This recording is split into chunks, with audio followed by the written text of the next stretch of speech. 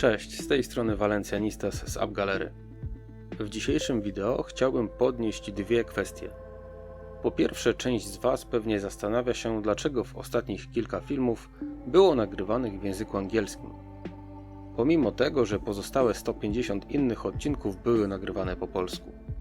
A więc chciałbym się do tego odnieść. Jako że kanał ma już trochę aktywnych subskrybentów, ale małą liczbę reakcji czy wyświetleń, chciałem sprawdzić, czy zmiana języka na ten najpopularniejszy język youtuberów coś zmieni.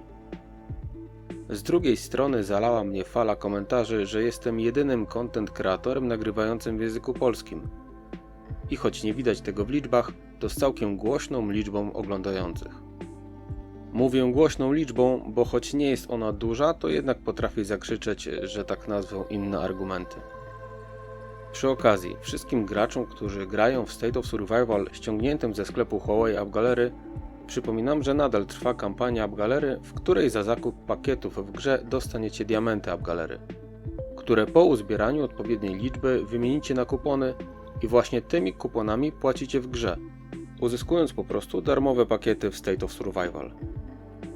Przejdźmy do głównego tematu tego filmu, to znaczy nowy State vs State.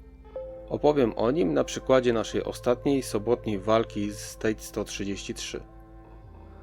W przygotowaniach uzyskali ogromną przewagę, ponad 1 miliard punktów więcej, więc spodziewaliśmy się twardej walki.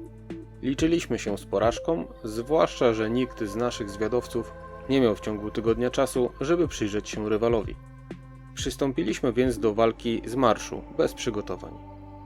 Szybko okazało się, że najmocniejszy sojusz ze 133, czyli C, znacznie przewyższa nas siłą. Za to pozostałe dwa sojusze RAN i ATH są sojuszami, z którymi możemy rywalizować. A więc wystąpiliśmy w sobotę w meczu 3 sojusze na 3 sojusze, gdzie po stronie State 106 stały sojusze ALK, FON i AOD. I tak w pierwszej rundzie goście ze State 133 rozgromili nas. Różniło nas ponad 100 000 punktów już po pierwszej rundzie. Ale nie zaczęliśmy panikować, tylko w przerwie między pierwszą a drugą rundą zaczęliśmy kalkulować. Tutaj bardzo przydaje się kanał głosowy, gdzie mogą rozmawiać wszystkie zainteresowane walką sojusze z danego państwa. W ten sposób zaczęliśmy przydzielać zadania i szybciej reagować na zmiany pojawiające się na mapie bitwy. Jeśli C odbijali F2, szliśmy na F1. Jeżeli pojawiali się na F1, odbijaliśmy kolejną fortecę. To była taka zabawa w kotka i myszkę. I przyznam, że po drugiej rundzie wyrównaliśmy wynik, a nawet wysunęliśmy się na malutkie prowadzenie. Pozostała nam trzecia, najważniejsza runda, czyli ta ustalająca końcowy wynik walk. Kolejne 30 minut przerwy spędzone na sprawdzaniu, rozmowach, wykazywaniu się kolejnymi nowymi pomysłami i zaczęliśmy końcową batalię. I w zasadzie wszyscy zainteresowani odpowiedzią na pytanie, jak wygrać State vs State będąc słabszym państwem, mogliby rozpocząć oglądanie wideo w tym momencie. Nam tym razem pomogło MyGo, wydarzenie międzypaństwowe, które udostępnia umiejętność burzyciela murów. Jako że główny lider C był dla nas nie do obrony w stolicy, za którą idzie najwięcej punktów, i dzięki jej okupacji wysunęliśmy się na prowadzenie, postanowiliśmy najpierw jego samego pozbawić murów, dzięki czemu gra wyekspediowała go gdzieś w nieznane. Stracił w ten sposób prawie 7 minut z krótkiej 30-minutowej okupacji stolicy. Następnie, jeśli ustanawiał kolejny rajd, to raz po raz wyrzucaliśmy jego filerów z rajdu, zyskując kolejne 6 czy 7 minut. Kiedy skończyły nam się umiejętności burzyciela murów, poprosiliśmy FON o pomoc i nie zawiedliśmy się. Po raz kolejny obroniliśmy się przed niepełnym marszem. W ten sposób holowaliśmy stolicą przez 23 minuty. W tym czasie FON trzymał F2 i F3, a ALK z pewnymi trudnościami F4.